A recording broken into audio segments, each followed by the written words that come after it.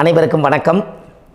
பாரம்பரிய திருவள்ளுவர் குலவம்சம் பிரசன்ன ஜோதிடர் சுப மாரிமுத்து திருப்பூரிலிருந்து இந்த பதிவு உங்களுக்காக. ஐயா வணக்கங்க ஐயா. வணக்கம் ஐயா. ஐயா இப்போது மக்கள் சார்பாக ஒரு கேள்வி இன்றைக்கி நான் கேட்கலான் இருக்கேன். கேளுங்க ஐயா. ஐயா அதாவது இந்த ஜாதகத்தில் முடக்கு இருக்கு, ஜாதகத்தையும் முடக்கிருச்சு, கண்டிப்பாக அதனால் வாழ்க்கையில் நிறைய பிரச்சனைகள் அப்படின்னு சொல்லி நிறைய பேர் கேட்குறாங்க. கண்டிப்பாங்க ஐயா. இந்த முடக்குங்கிறது என்னங்க ஐயா? அதற்கும் கர்மாவுக்கு ஏதாவது சம்மந்தம் இருக்காங்க ஐயா?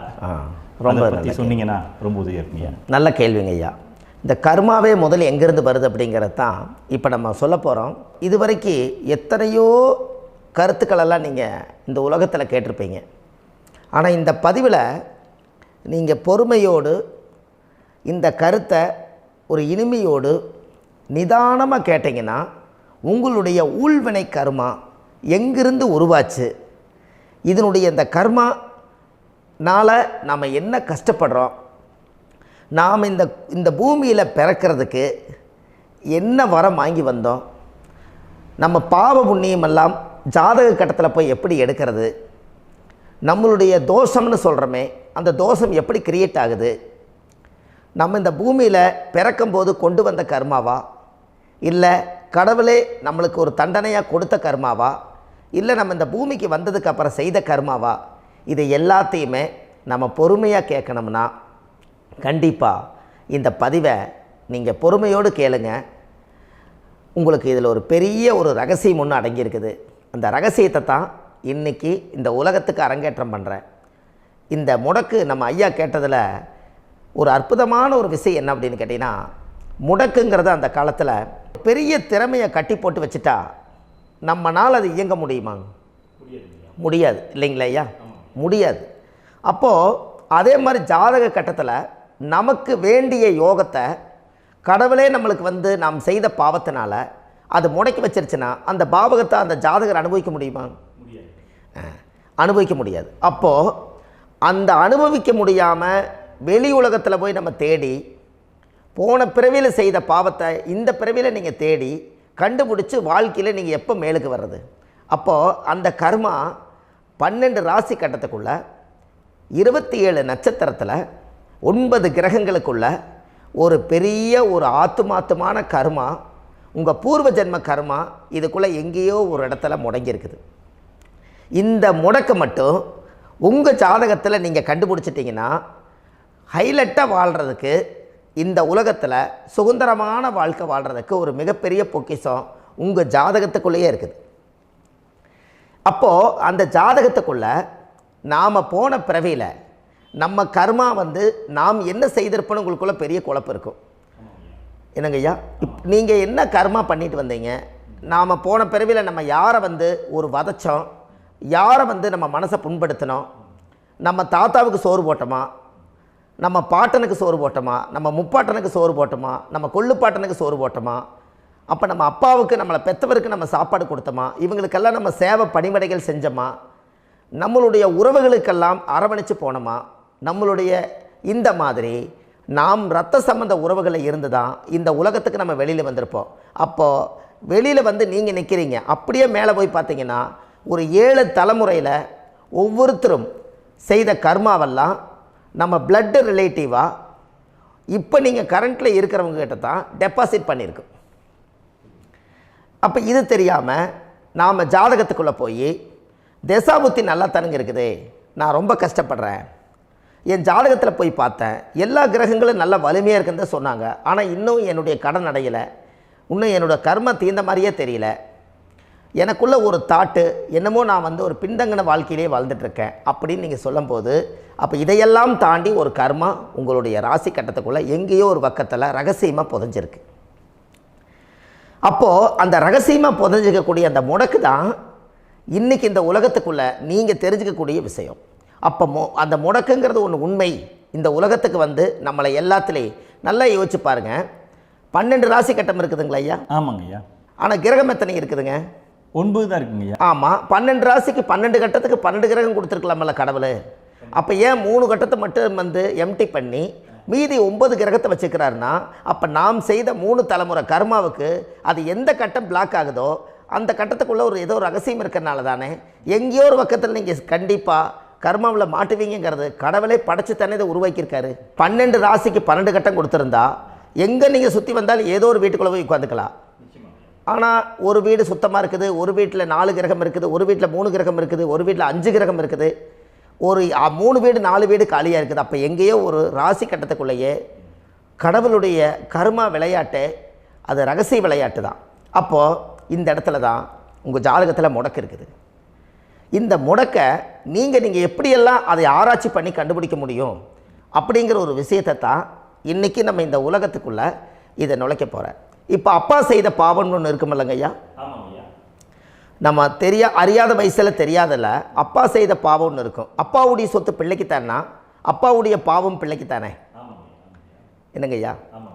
சரி, அப்போ தாத்தா இருக்கிறாரு, தாத்தாவுடைய கர்மா உயிர் எங்கே எழுதி வைக்கிறாருங்க?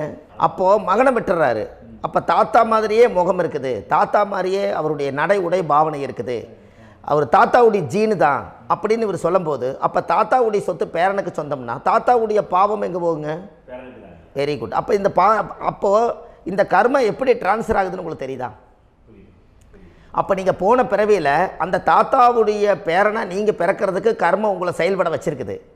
அதனால் நீங்கள் தாத்தாங்கிறீங்க. அதனால் அந்த கௌரவமாக எங்கள் தாத்தா சம்பாரித்த சொத்து நான் தான் அனுபவிக்கணுங்கிற விதியை நீங்கள் உருவாக்கிறீங்க. அப்போது இந்த ஜாதகத்தில் அந்த ஊழ்வினை தோஷந்தான் ஏதோ ஒரு வழியில் உங்களை கர்மாவை செயல்படுத்துது. அதனால தான் இந்த ஜாதகத்தில் எந்த ஒரு முடக்கை எடுக்கிறதா இருந்தாலும் சூரியன் என்ற நட்சத்திரம் எதுவோ அந்த நட்சத்திரத்துக்கு எந்த வீடு முடக்காகுதோ அங்கே தான் உங்களுடைய கர்மா ஒளிஞ்சிருக்கும். இதுதான் உங்களுடைய பெரிய ஒரு பொக்கிஷமான ரகசியம். சரிங்க ஐயா, இப்போ இதில் நவகிரகங்கள் 9 இருக்கும்போது ஏன் சூரியனை மட்டும் நம்ம இதில் எடுத்துக்கணும்னு நீங்கள் சொல்கிறீங்க? நல்ல கேள்விங்க ஐயா. நீங்கள் கேட்டீங்க பார்த்தீங்களா, 9 நவகிரகம் இருக்கும்போது சூரியனை மட்டும், அந்த சூரியன் என்ற நட்சத்திரம் பிறக்கும்போது அந்த வீடு மட்டும் முடக்காகுன்னு நீங்கள் கேட்டீங்க இல்லையா? இதுதான் அற்புதமான கேள்வி. ஏன் அப்படின்னு கேட்டிங்கன்னா, சூரியன் அப்பாவோட உயிர் கரு போய் அம்மாவுடைய பனிக்கூடத்தில் கர்ப்பத்தில் வச்சு 10 மாதம் 300 நாள் சுமந்து நீங்கள் இந்த பூமிக்கு வெளியில் வரும்போது நீங்கள் என்ன பாவத்தை இவங்க விதைச்சாங்களோ அந்த கர்மாவை வாங்கிட்டு தான் நீங்கள் வெளியில் பிரசவமாகறீங்க. இதுதானே? அப்போ சூரியன் என்ற நட்சத்திரம், அந்த சூரியனுங்கிறது உயிர் கருவல்லவா, அப்பாவுடைய உயிரணுக்கள் அம்மாவுடைய கருவிக்குள்ளே போய் நாம் குழந்தை வடிவத்தில் இருந்து 300 நாள் பாவ உன்னித்த பதிவில் ஏட்டு எழுதி ஒரு ஜாதகத்தை கையில் கொடுத்து பிறந்த உடனே உங்களுக்கு ஒரு ஏட்டை பெரட்டி நீ இப்படித்தான் விதி, இனிமேல் இப்படித்தான் நீ வாழணும்னு சொல்லி உங்கள் கர்மாவை நீங்கள் கர்மாவோடு தானே வெளியில் பிறக்கிறீங்க. அப்போ சூரியன் என்ற நட்சத்திரம் தானே இந்த உலகத்துக்கு ஒரு பெரிய ஒரு மகத்துவம். இப்போ பாருங்கள், விடிய வரைக்கும் நம்ம முழிச்சிட்ருக்குறோம், காலையில் சூரிய உதயமானால் அவங்கவுங்க செயல்படுறோம். மீதி எல்லா கிரகங்களுக்குமே வெளிச்சத்தை கொடுக்கக்கூடிய சக்தி சூரியனுடைய பிம்ப ஒளிக்குத்தானே உண்டு, என்னங்க ஐயா? அதனால தான் மேசத்து உச்ச வீடுன்னு சொல்லி மேசத்தை உச்சம்னு சொல்லி சூரிய உச்சத்தை அங்கே தான் வச்சாங்க. அப்போது அந்த காலச்சக்கரத்துக்கு 5ஆம் இடம் பூர்வ புண்ணியஸ்தானத்தில் போய் சிம்மத்தில் கொண்டு போய் சூரியனை ஆட்சி வீடுன்னு வச்சாங்க. அப்போது சூரியனில் இருந்து தான் அந்த மையப்புள்ளி உருவாகுது. அப்போ உங்களுடைய ஜாதகத்தில் அந்த சூரியனாகப்பட்டவர் பிறக்கும்போது நீங்கள் உங்கள் ஜாதகத்தை நீங்கள் எடுத்துக்கங்க ஐயா.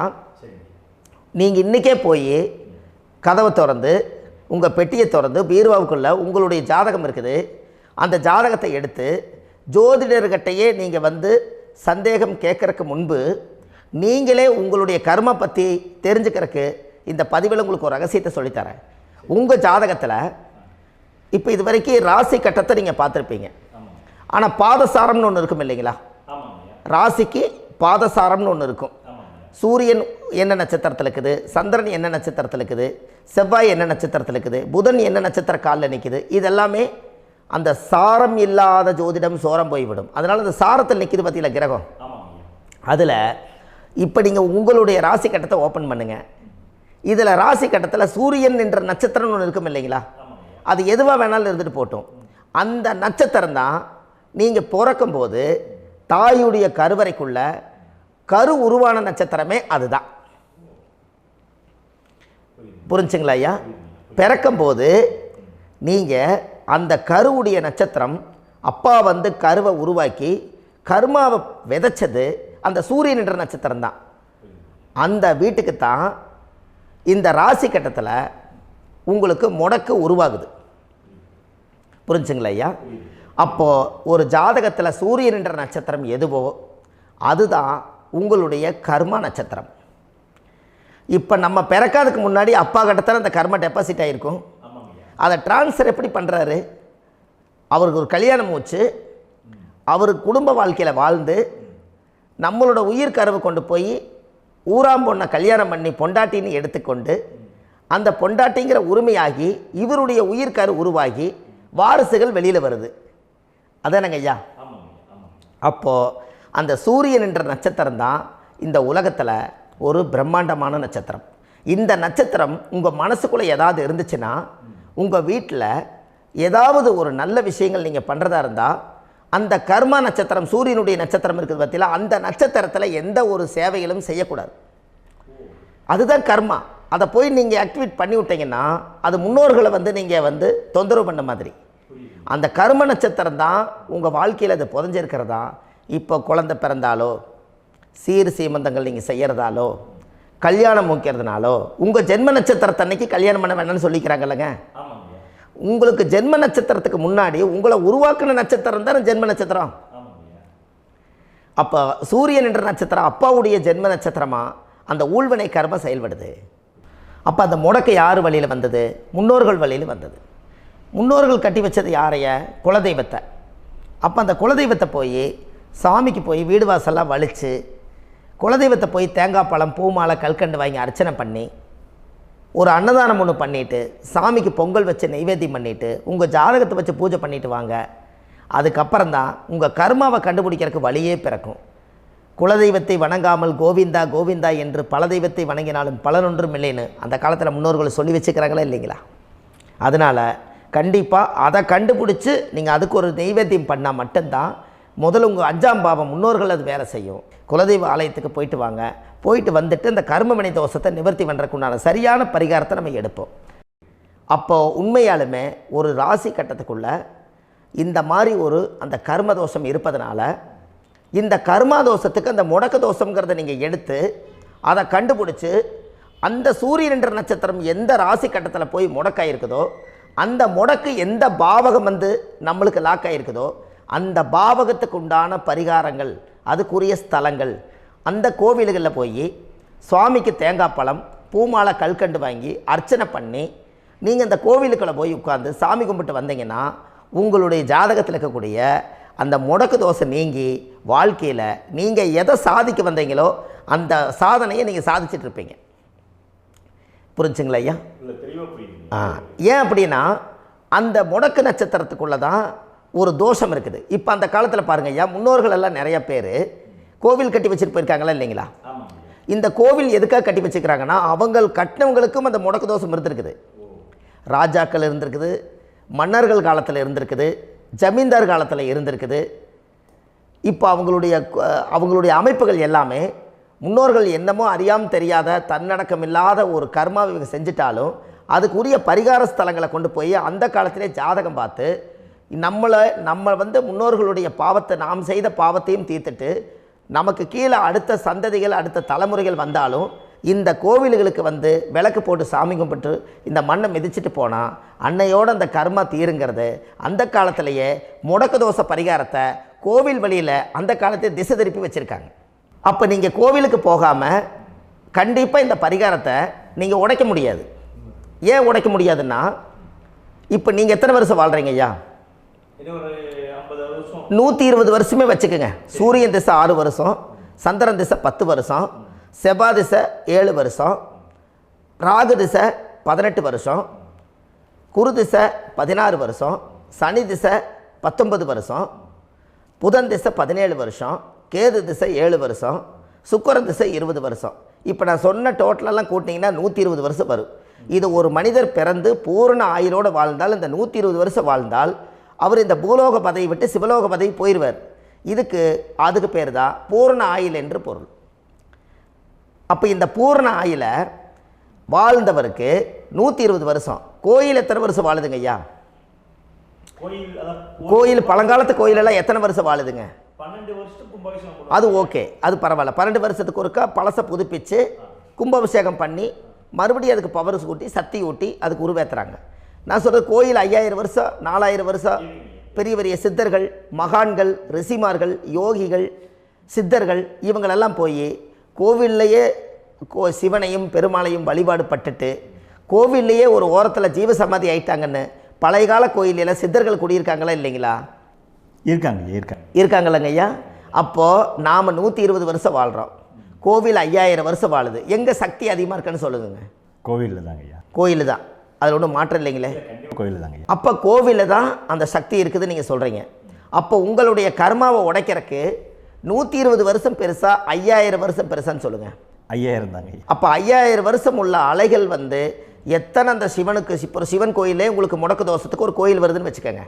அந்த கோவிலில் எத்தனை முடக்குகளுக்கு உண்டான கோவில்கள், எத்தனை பழங்களை ஊற்றி சாமிக்கு அபிஷேகம் பண்ணியிருப்பாங்க, எத்தனை பால் கூட ஊற்றிருப்பாங்க, பன்னீர், தேன், இளநீ, மஞ்சள் நீர், திருமஞ்சனம், அபிஷேகம், பொங்கல், நைவேத்தியம் இத்தனையும் செஞ்சு அந்த சிவனை சிவனாக பார்த்து அந்த கருவறைக்குள்ள ஒரு கிராணங்கள் வரும்போதும் கூட பாதுகாப்பு பண்ணி வச்சு நல்ல சக்தியோடு அந்த கருவறையை புத்தியோடு அவங்க வேலை செஞ்சு அந்த காலத்தில் வச்சுருக்காங்களா இல்லைங்களா? அப்போது நம்ம வீட்டை அவ்வளோ சுத்தமாக வச்சுருக்க முடியுமா? என்னதான் வாஸ்து இருந்தாலும் முடியாது இல்லைங்களா? அப்போது அவ்வளவு ஒரு பவர்ஃபுல்லான கோவில் அந்த முடக்கு தோஷத்துக்குள்ளே ரகசியமாக அந்த கோயில் அடங்கியிருக்குது. உங்கள் ஜாதகத்துக்குள்ளே உண்மையாலுமே ஊழ்வினை கோயில், கர்மவினை கோயில் அதுக்குள்ளே இருக்குது.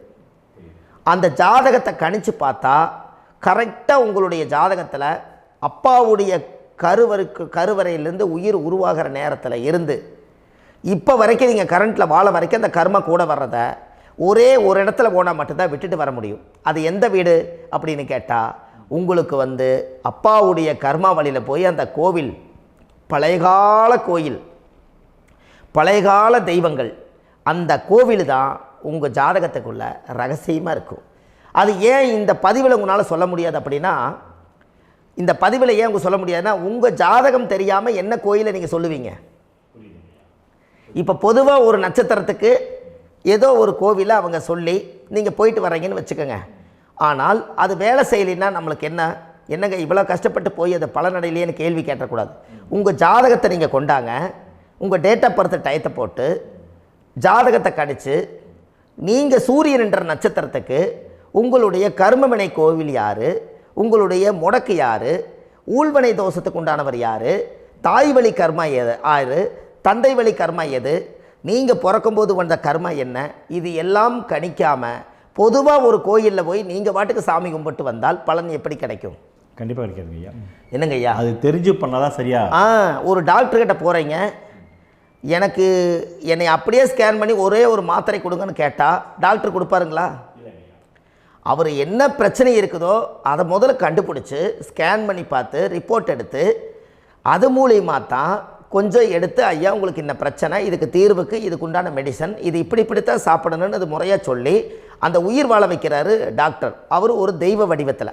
கரெக்டுங்களா ஐயா? அப்போ உங்களோட கர்மா எங்கே செயல்படுது அப்படின்னா, இந்த முடக்க நீங்கள் இந்த பதிவில் தெரிஞ்சுக்கங்க. அதுக்குரிய நட்சத்திரம் என்னன்னு தெரிஞ்சு வச்சுங்க. உங்கள் ஜாதகத்தில் சூரியன் என்ற நட்சத்திரத்தை எடுத்துக்கங்க. அந்த வீட்டுக்கு முடக்க இந்த பதிவில் எந்த வீடு லாக் ஆகிருக்குதுங்கிறத நான் உங்களுக்கு இந்த வீட்டில் சொல்கிறேன். அந்த வீட்டு நீங்கள் பாருங்கள், உங்களுடைய லக்கணத்துக்கு அது எந்த வீடு. இப்போ லக்கணத்துக்கு ஒரு 7வது வீடுன்னே வச்சுக்கோங்க. அப்போ லக்கணத்துக்கு 7வது வீடே முடக்கு.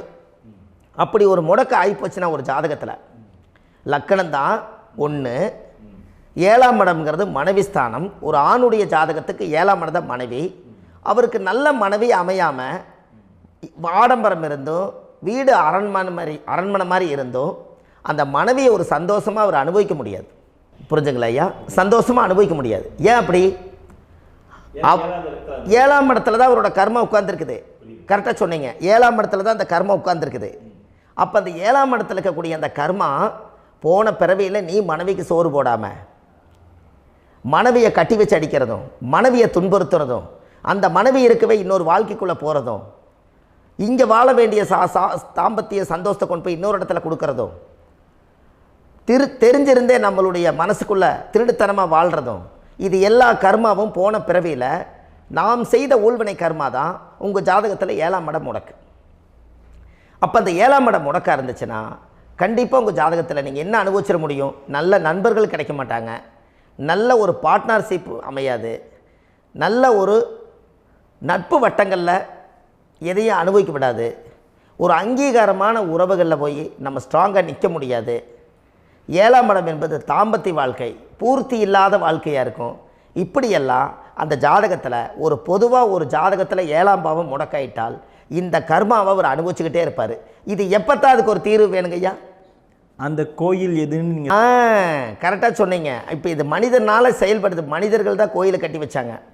தெய்வத்தை விட ஒரு காலத்தில் மனிதர்களுக்கு மகிமை ஜாஸ்தி. ஏன்னா சாதாரண ஒரு மண் பூமியாக இருந்த இடத்த மனிதர்கள் தான் கோயில் கட்டி ஒரு மகிமைப்படுத்தி புண்ணியம் பண்ணி வச்சாங்க. மனிதர்களுக்கு சக்தி அதிகம்தான், ஆனால் பிரபஞ்சத்துக்கு அதை விட சக்தி அதிகம் அல்லவா? ஐயா, நீங்கள் கோவிலுக்கு போய் அந்த கர்மா உடைக்கிறதுக்கு கோவிலில் சக்தி இருக்குது, ரைட்டு. ஆனால் நம்ம வீட்டுக்கும் கோயிலுக்கும் ஒரு மிகப்பெரிய தொடர்பு என்னென்னா, அந்த கோயில் கட்டுறவங்க எல்லாமே பழைய காலத்து கோயிலெல்லாம் பாருங்கள், பஞ்சபூதத்தை வச்சு கட்டியிருப்பாங்க. பஞ்சபூதத்தை வச்சு தான் கட்டுவாங்க கோயில். அது உங்களுக்கு தெரியணும் இல்லைங்களா? பஞ்சபூதம்னா நீர், நெருப்பு, காற்று, பூமி, ஆகாயம். இந்த பஞ்சபூதத்தினுடைய சக்திகள் எல்லாம் ஒரே நேர்கோட்டுக்கு என்னைக்கு வருதோ அன்னைக்கு தான் அந்த கோவிலுடைய பாலக்கால் போட்டு 1000-2000 வருஷம் நிலச்சி நிற்கிறது. காரணம், இந்த பிரபஞ்சத்தில் பஞ்சபூதம் எப்படி நிலச்சி நிற்குதோ அதுபோல் 5000 வருஷம் நிற்கிறதுக்கு அந்த பஞ்சபூத சக்தி வச்சு தான் சாமி சிலையை பிரதிஷ்டை பண்ணி வச்சுருப்பாங்க. அதனால தான் இந்த கோயில்கள் எல்லாம் 5000 வருஷமாயும் எத்தனையோ கிராணங்களை எல்லாம் தப்பிச்சிருக்கிறதுக்கு காரணம். அப்பேற்பட்ட புண்ணிய ஸ்தலம் உங்களுக்கு எதுன்னு தெரியணும் அல்லவா? என்னங்கய்யா? அப்பேற்பட்ட புண்ணிய ஸ்தலம் உங்களுக்கு எதுன்னு தெரிஞ்சால் தானே நீங்கள் போய் செய்ய முடியும், இல்லாட்டி கண்டிப்பாக தெரியாது. அப்போ இந்த முடக்கு தோஷத்தை கடவுள்கிட்ட கொண்டு போய் ஒப்படைக்கணும். நாம் பிறக்கும் போது கொண்டு வந்த கர்மாவை நாம் இருக்கும் காலத்தில் கொண்டு போய் இந்த கர்மாவை சுத்தப்படுத்தி, நீங்கள் பாவ ஆத்மாவை இந்த பூமியில் பிறந்து பூலோகத்தில் எல்லா புண்ணியத்தையும் செஞ்சுட்டு இந்த பூலோகத்தை விட்டு நீங்கள் போகும்போது புனித ஆத்மாவாக போகணுன்னா உங்கள் கர்மாவை கொண்டுட்டு போகாதீங்க, கர்மாவை நிவர்த்தி செய்யுங்க. என்னங்கய்யா? அப்போ கர்மாவை சுத்தப்படுத்துங்க. கர்மாவை சுத்தப்படுத்திட்டு உங்களுக்கு பிறக்கிற குழந்தைகளுக்கு அந்த கர்மாவை டிரான்ஸ்ஃபர் பண்ணாமல் உங்களோட நில் பண்ணுங்க. ஒரு உதாரணம் சொல்லட்டுங்களா ஐயா? ஒரு காந்தம் ஒன்று இருக்குது இல்லைங்களா? ஒரு காந்தம்ங்கிறது ஒரு தாத்தாவாக வச்சுக்கோங்க. ஒரு இரும்பை கொண்டு போய் வச்சா ஒட்டு மோட்டாதா? அப்போ ஒட்டுனோடனே காந்தம்ங்கிறது தாத்தா, அவருக்கு பிறந்த வாரிசுக்கு அந்த கர்ம டிரான்ஸ்ஃபர் ஆயிருமா? சரி, இன்னொரு இரும்பை கொண்டு போய் வைங்க, ஒட்டு மோட்டாதா? அப்போ அது பேரனுக்கு வைங்க, பேரனுக்கு வந்துருச்சு அந்த கர்மா. இன்னொரு இரும்பை கொண்டு போய் வைங்க, அந்த காந்தத்துக்கு நேர் இன்னொன்று வைங்க, ஒட்டு மோட்டாதா? அப்போ அதை கொண்டு போய் நம்ம கொள்ளு பேரனுக்கு வைங்க. இப்படியே டிரான்ஸ்ஃபர் ஆகி தலைமுறையாக இந்த கர்மா தொடர்ந்துக்கிட்டே இருக்குது. இந்த இடத்துல கொண்டு போய் காந்தத்துக்கு இரும்பு ஒட்டிகிட்டே இருக்குதுல்ல, இந்த இடத்துல ஒரு மரக்கட்டை செஞ்சு கொண்டு போய் கரெக்டாக வச்சுக்கினே போட்டுமா? அந்த மரக்கட்டையை கொண்டு போய் வைக்கிறவர் யார்? மரக்கட்டை வச்சுட்டு அடுத்த வாரிசு புனிதமாக பிறந்துட்டு அந்த மேலே இருக்கிற கர்மாலாம் இந்த அடுத்த இதுக்கு வராதில்ல. இதுதாங்க ஐயா கர்மா. தொடர்ந்து வரக்கூடிய கர்மாவை அதை நில் பண்ணணுங்கிறதுக்கு பேர் தான் இந்த உதாரணத்தை சொன்னவங்களுக்கு. அப்போ நாம் இந்த பூலோகத்தில் நம்ம ஒரு தாயுடைய கருவறையில் இருந்து தொப்புள் கொடி அறுக்கும் நேரம் நாம் என்ன கர்மாவை வாங்கி வந்திருந்தாலும் அதையெல்லாம் ஆராய்ச்சி செய்து ஜாதகத்தில் முழுமையாக கண்டுபிடிச்சி ஒரு காலம் இல்லைனாலும் ஒரு காலம் நம்ம நல்லா இருக்கிறதுக்காக, நம்ம வாரிசுகள் எல்லாம் நலமடைஞ்சு வளமடைஞ்சு வர்றதுக்காக இந்த கர்மா தோஷத்தை கரெக்டாக கண்டுபிடிச்சி சரியான கோவிலுக்கு போய் நீங்கள் கர்மாவை நிவர்த்தி பண்ணி அங்கே பூஜை புனஸ்தானங்கள், சகசரநாம பூஜைகள், ஓமங்கள், வழிபாடுகள் இதெல்லாம் நீங்கள் செஞ்சு உங்களுடைய பாவத்தை எல்லாம் கழித்து உங்கள் ஜாதகத்தவே யோகமாக மாற்ற முடியும். கண்டிப்பாக மாற்ற முடியும். ஏன்னா நம்ம யாரை நம்பி செய்கிறோம்? சரியான கடவுள்கிட்ட வழிகாமிக்க போகிறோம். அப்போ கடவுள் பொய்யாயிருவாரா?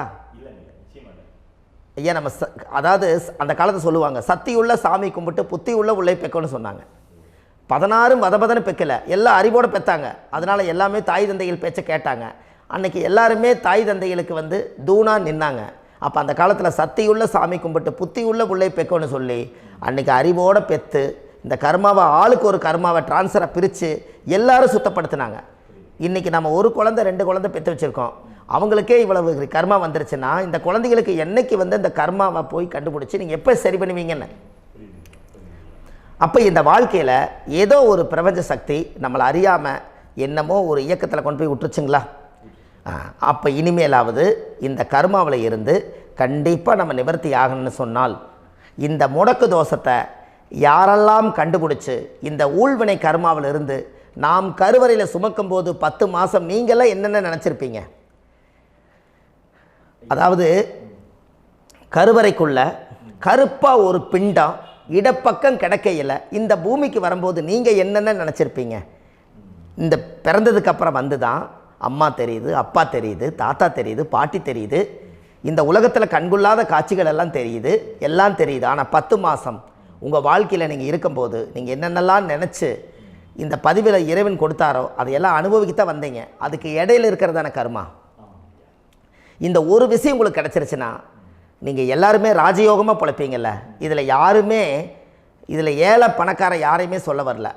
அவங்க பிறக்கும்போது புண்ணியத்தை பொறுத்து தான் போன ஜென்மத்தில் நம்ம என்ன புண்ணியங்கள் பண்ணி வச்சோமோ அந்த புண்ணியத்தில் இன்றைக்கி நல்லா வாழ்கிறாங்க. ஒருத்தர் கேட்டார், என் ஜாதகத்தில்ங்க எங்கூட படித்தவர் இடம் வாங்கிட்டார், வீடு வாசல் கட்டிட்டார், தொழில் பண்ணிட்டார், நல்லா இருக்கார், ஆனால் நான் இன்னும் அப்படியே தான் இருக்கிறேங்கன்னு ஒருத்தர் கேட்டார். அதுக்கு ஒரு கருத்து என்னென்னா, டேட் ஆஃப் பர்த் ஒன்று தான், டைம் ஒன்று தானே வச்சுக்கோங்க. அவங்க அப்பா செஞ்ச புண்ணியம் வேறு, நீங்கள் செஞ்ச பாவங்கள் வேறு. அவர் செஞ்ச புண்ணியத்தினால அவருக்கு எல்லாமே முன்னாடி கிடைக்கிது. நீ கர்மாவெல்லாம் கழிச்சிட்டினா பின்னாடி கிடைக்க போகுது. இதில் மற்றவங்களை பற்றி வேற்றுமையாக நினைக்கிறதுல எந்த ஒரு இதுவுமே இல்லை. அப்போ ஒருத்தர் பார்த்து ஒருத்தர் வாழ வேண்டாம். உங்களுடைய சுய அறிவை வச்சு இந்த பூலோகத்தில் இந்த பூமியில் நீங்கள் 4 தெரிஞ்சு நல்ல விதமாக கற்றுக்கிட்டு இந்த உலகத்தில் சிறப்பாக வாழ கற்றுக்குங்க. அதுக்கு அந்த ஊழ்வினை தோஷத்தை கண்டுபிடிங்க. உங்களுக்குன்னு ஒரு முடக்கு இருக்குதுங்கிறத இன்றைக்கி நீங்கள் எழுதி வைங்க. அதை எப்படியாவது கண்டுபிடிங்க, அதை தேடுங்க. ஒரு முறை நீங்கள் ஜாதகத்தை கொண்டு வாங்க. அந்த ஜாதகத்தை கொண்டு வந்து உங்கள் பாவகத்தில் எத்தனாம் பாவம் முடக்காயிருக்குதுன்னு பாருங்கள். அந்த பாவகம் முடக்காயிருச்சுன்னா உங்கள் வாழ்க்கையில் அதிலிருந்து உங்களால் வெளியில் வரவே முடியாது, கண்டிப்பாக வர முடியாது. அதை நீங்கள் கண்டுபிடிச்சா மட்டும்தான் நீங்கள் மேலே வர முடியும். ஏன்னா நிறைய பரிகாரங்கள், பூஜைகள், யாகங்கள், ஓமங்கள் எல்லாம் செய்து வச்சும் கூட அந்த கர்மவினைக்கு உண்டான கோவிலுக்கு போய் அந்த 5000 வருஷ பழமை வாய்ந்த தெய்வத்துக்கிட்ட போய் நீங்கள் முறையிட்டு விளக்கு போட்டு உங்கள் கர்மத்தை எல்லாம் நான் நீ தான் தீர்த்து கொடுக்கணும்னு சொல்லி நம்பிக்கையோடு நீங்கள் போய் அந்த சரணாகதி அடையிறீங்க பாருங்கள், அங்கே தான் உங்கள் கர்மாவை எடுத்து விடுறாரு. அப்போ இந்த ரகசியம் உங்களுக்கு வேணுமல்லவா? அப்போ உங்கள் ஜாதகத்தில் எங்கே முடங்கி அதுக்குரிய கோவில்கள் எல்லாம் என்ன, அதுக்கு தான பரிகாரம் என்ன, அதுக்கு நீர் பரிகாரம் என்ன, யாத்திரை பரிகாரங்கள் என்ன, நீங்கள் வீட்டில் இருந்தே செயல்படுத்தக்கூடிய பரிகாரங்கள் என்ன, பரிகாரம் கோவிலுக்கு போய்த்தான் நடக்குமா, இல்லை நாம் வீட்டில் வச்சு வணங்குறதுனால நடக்குமா, நாம் செய்யக்கூடிய தர்ம பரிகாரங்கள் என்ன, தான பரிகாரங்கள் என்ன, இப்படி பல விதமாக இருக்கிறனால உங்கள் ஜாதகத்துக்கு எந்த மாதிரி பரிகாரம் கனெக்ட் ஆகுதுங்கிறது தெரியணும். இது தெரியாமல் கண்டிப்பாக உங்களால் செயல்படுத்துறது ரொம்ப கஷ்டம். இதனால் இதை நீங்கள் தெரிஞ்சுக்கணும்னா இப்போ நம்ம பாருங்கள், நீங்கள் அந்த தெரிஞ்சுக்கிட்டாலே உங்கள் வாழ்க்கையில் ஒரு டைம் தான் நீங்கள் தெரிஞ்சுக்க போகிறீங்க. உங்களுடைய கர்மா என்ன, நீங்கள் எங்கே செயல்பட்டு போயிட்டுருக்கிறீங்க, உங்கள் போகிற பாதை சரியா இல்லை அந்த பாதையில் முள்ளு கல் இருக்குதா, இது எல்லாம் உங்களுக்கு தெரியலனா இந்த முடக்கை கண்டுபிடிக்கக்கூடிய சக்தி வாய்ந்த இந்த கர்மாவை நிவர்த்தி பண்ணுறதுக்கு வழிகள் இருக்குது. அதனால் நீங்கள் கண்டிப்பாக இந்த முடக்கை தெரிஞ்சுக்கணும். இந்த முடக்கு ராசினா என்ன உண்மையாலுமே உங்கள் வாழ்க்கையில் நீங்கள் தெரிஞ்சு இனிமேல் உங்கள் வாழ்க்கையில் இதுவரையிலும் கர்மாவுக்குள்ளேயே கஷ்டப்பட்டீங்க, வழி தெரியாமல் கண்ணை கட்டி காட்டில் விட்ட மாதிரி இருந்தீங்க. இனி அப்படி இருக்க வேண்டாம். உங்கள் ஜாதகத்தில் 12 ராசி கட்டத்தில் 9 கிரகம் போகும், மீனி 3 கிரகம், 3 கட்டம் உங்களுக்கு எங்கேயோ ஒரு பக்கத்தில் 3 கட்டம் எம்டியாக தான் இருக்கும். கரெக்டுங்களா? அது இல்லாமல் ஒரு ஜாதகம் பிறக்காது. ஏன்னா 9 கிரகத்துக்கு 9 கணக்கு போட்டால் 3 கட்டம் எம்டியாக தான் நிற்குது. அந்த கட்டத்துக்குள்ளே எந்த நட்சத்திரத்தில், எந்த சாரத்தில், எத்தனாவது டிகிரியில், எத்தனாவது பாத சாரத்தில், எத்தனை வெகுளையில், எத்தனை செகண்டுக்குள்ளே இந்த கர்மா உள்ளே புகுந்து உங்களை செயல்படுத்துதுங்கிறத கண்டிப்பாக உங்கள் ஜாதகத்தை கொடுங்க. பார்த்து இந்த விஷயத்தை சொல்கிறேன், நீங்கள் அந்த இடத்துக்கு போய் நிவர்த்தி பண்ணிவிட்டு உங்கள் வாழ்க்கையில் கொஞ்சம் காலம் வாழ போகிறீங்க. பாருங்கள், பிறந்ததுலேருந்து 20 வருஷத்துக்குள்ளே இளமையாக வாழ்கிறீங்க, குழந்தையாக வாழ்கிறீங்க. 20லேருந்து 40 வயசுக்குள்ளே தான் உங்களுக்கு ஒரு பொண்ணை பார்த்து கல்யாணம் பண்ணி ஒரு கரு உருவாக்குறீங்க. அதுக்கப்புறம் 40லேருந்து 60க்குள்ளே குழந்தை பெற்று கடமை முடிச்சிடுறீங்க. 60 வயசுக்கு மேலே ரிட்டையர்ட் ஆகிடுறீங்க. இந்த 20க்கும் 60க்கும் இல்லாத 20லேருந்து இந்த 40 வயசுக்குள்ளே உங்களோட தேடல் என்னவோ அது வாழ வேண்டிய சுகபோகமான வாழ்க்கை எல்லாமே அந்த 40க்குள்ளே தான் இருக்குது. இந்த 40க்குள்ளே இருக்கக்கூடிய வாழ்க்கையை இந்த கர்மா தெரியாமல் காலத்தை வீணாக்க வேண்டாம். வாழ வேண்டிய வயசில் நீங்கள் வாழணும். அதுக்குரிய கர்மாவை நீங்கள் சுத்தப்படுத்துங்க. எப்படியெல்லாம் நீங்கள் சந்தோஷமாக வாழ்கிறீங்கன்னு எனக்கு ஒரு தகவல் கொடுங்க. வேறு லெவலில் நீங்கள் இருப்பீங்க. கண்டிப்பாக இந்த பதிவில் உங்களுக்கு நான் இந்த விஷயத்தை கொடுக்க போகிறேன். இந்த முடக்கு நட்சத்திரங்கள் என்ன அப்படிங்கிறத இந்த பதிவில் நீங்கள் ஒரு நோட் ஒன்று எடுத்துக்கோங்க, குறித்து வச்சுக்கோங்க. இதில் இருந்து அவங்கவுங்களுக்கு முடக்கு நட்சத்திரம் என்னங்கிறத இந்த பதிவில் நான் உங்களுக்கு கொடுக்குறேன்.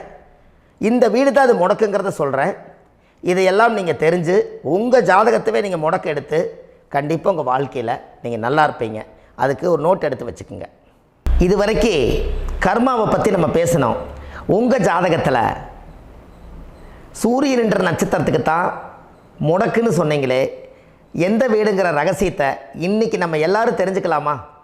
இத்தனை காலமாக நீங்கள் தெரிஞ்சுக்காத ஒரு ரகசியத்தை இன்றைக்கி உங்கள் ஜாதக கட்டத்தில் நீங்களே முடக்க கண்டுபிடிச்சி அதுக்குண்டான பலனை தேட போகிறீங்க. அந்த தேடல் தான் உங்களை கொண்டு போய் உட்கார வைக்க போகுது. ஒரு உதாரணம், உங்கள் ஜாதகத்தில் பாதசாரம் இருக்குது அல்லவா? அந்த பாதசாரத்தில்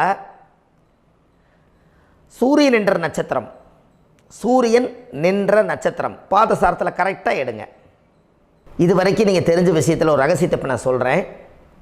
கார்த்திகை நட்சத்திரத்தில் சூரியன் என்ற நட்சத்திரம் கார்த்திகையாக இருந்தால் கடகராசி கடக வீடு தான் முடக்கு.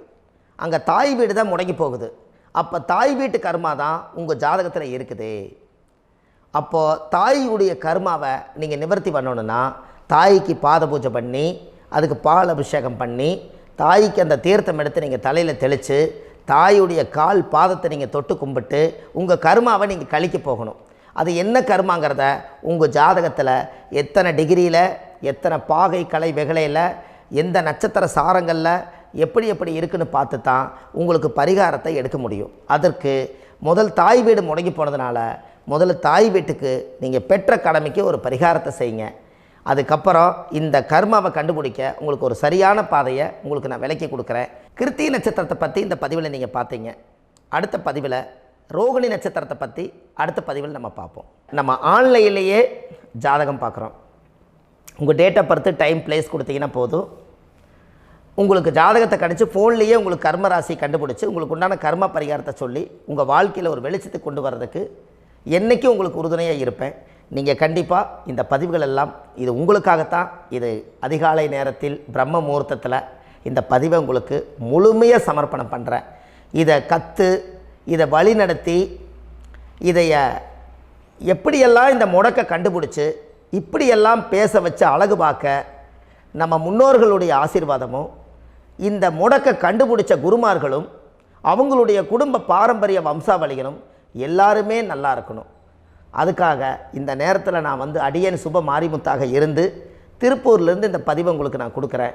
கண்டிப்பாக இந்த முடக்கு கோயிலுக்கு, இந்த முடக்கு தோஷத்துக்கு உண்மையான பரிகாரங்கள், எளிமையான பரிகாரங்கள் நீங்களே வாழ்க்கையில் செஞ்சு ஆதிகால பரிகாரங்கள் உங்கள் மனசுக்குள்ளே இருக்குது. அதை செயல்படுத்தினா மட்டும் போதும், வாழ்க்கை எங்கேயோ போயிடும். கண்டிப்பாக ஒரு முறை உங்கள் ஜாதகத்தை அனுப்பி வைங்க, உங்களுக்கு நான் பார்த்து பலன் சொல்கிறேன். இன்றைக்கி நான் கொடுத்த பதிவுகள் எல்லாம் உங்களுக்கு ரொம்ப பயனுள்ளதாக இருந்திருக்கும். உங்களுக்கு இது வரைக்கும் எத்தனையோ கர்ம வினைகளை பற்றி தெரியாமல் இருந்திருப்பீங்க. இந்த பதிவில் நிறைய கேட்டு தெரிஞ்சுக்கிட்டீங்க. இதெல்லாம் வாழ்க்கையில் ரொம்ப முக்கியமான பரிகாரங்கள், எளிமையான பரிகாரங்கள். நேராக நீங்கள் கடவுளைத்தான் கெட்டியாக பிடிக்க போகிறீங்க. அந்த பரிகாரங்கள் எல்லாம் செஞ்சு அதிகாரமாக வாழ்ந்து இந்த பூலோகத்தில் நல்ல சிறப்பாக வாழ்கிறதுக்கு இந்த பரிகாரம் உங்களுக்கு ரொம்ப யூஸ்ஃபுல்லாக இருக்கும். கண்டிப்பாக இந்த பதிவை செய்யுங்க. நம்ம பாரம்பரிய திருவள்ளுவர் குல வம்சம், பிரசன்ன ஜோதிடர் சுப மாரிமுத்து, திருப்பூரில் இருக்கேன்.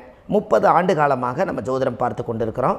இவ்வளவு காலமாக எத்தனையோ ஆயிரக்கணக்கான மக்களுக்கு நம்ம ஜோதிடம் பார்த்து வழிகாட்டி நிறைய மக்களுக்கு நிறைய சேவைகள் செஞ்சுருக்கேன்.